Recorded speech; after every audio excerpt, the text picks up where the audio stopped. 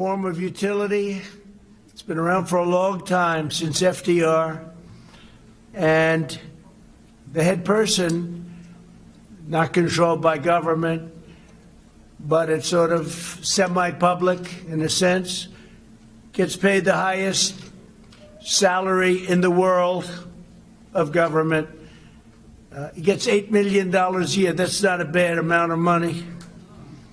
It's $8 million a year, and we are not accepting that, even though we're not the ones that appoint him or her, but in this case him. We're not accepting somebody getting paid $8 million a year. This has been going on for many years. And we will do something about that, and we're already in negotiations right now, including possible termination.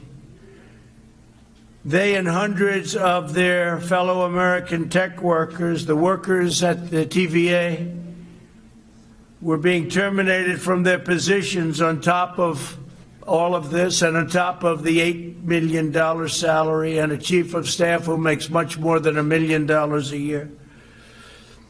But on top of all that, they were being terminated from their positions, these incredible people, in order to train the lower-cost foreign workers imported to replace them. How's that for a law?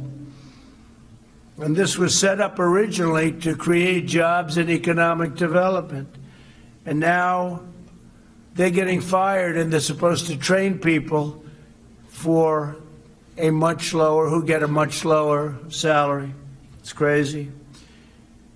This was a grave injustice. I fired the chairman of the board in response. On Friday, I fired the chairman of the board, along with one other board member. That's the one thing we have. We have the right to fire board members. And I made it clear that if they did not swiftly reverse course, I would continue with these firings of the board members. And we just were informed that they have agreed to change course totally. And today I'm proud to announce that a major victory for the workers of Tennessee and Kentucky and other areas that are covered, great states,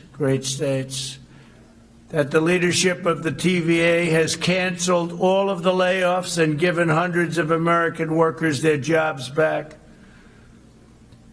They're being rehired as we speak. In this administration, we live by two rules: buy American and hire American. You can't do that.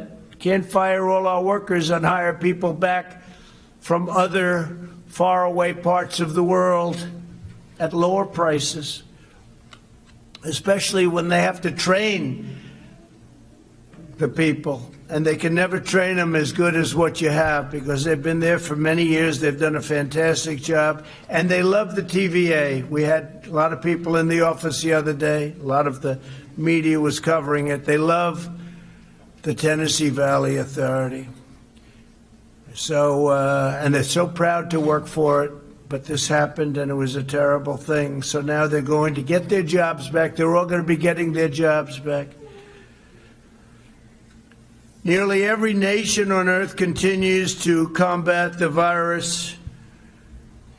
A number of countries are seeing a surge in new cases, including Japan, the Philippines, major parts of Europe. Cases continue to surge in Latin America. It's right now the most infected place anywhere in the world.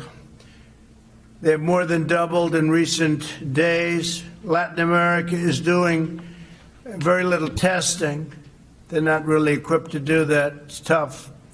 In the United States, more than 80% of jurisdictions report declining cases. We're doing very well. You don't hear that too often from the media, but we're doing very well. We have a very large country, very complex country in a sense.